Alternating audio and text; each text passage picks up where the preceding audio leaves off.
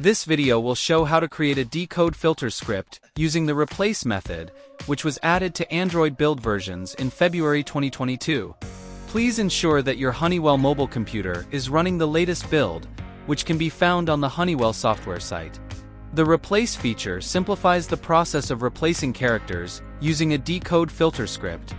Here is an example script that replaces all occurrences of the non-printable group separator character in a GS1 128 barcode with the printable dollar symbol character.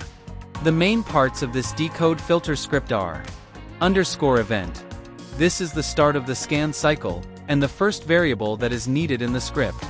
The decode command indicates that this script is for when the barcode data is scanned. aim_id is used to call out that this script will only be used for a specific barcode symbology.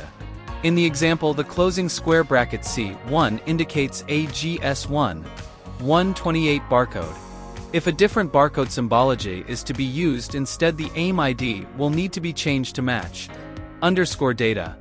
This represents the decoded barcode data, and the replace command states that something from the barcode data is going to be removed, and a different value will be inserted.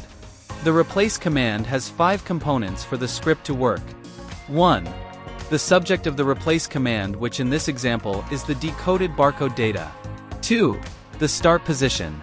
The 0 in this position means that the script will start at the beginning of the string and work forward. 3. The end position. In this example, nothing is put in this position, so the script will run until the end of the string is reached. 4. The old value that is being replaced. In this example, the 1D is the hexadecimal value for the group separator character. All non-printable characters will need to have their hexadecimal values used.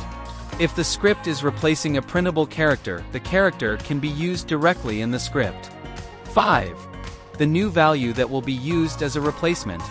As the script is replacing the group separator with the dollar symbol, the dollar symbol can be used instead of its hexadecimal value.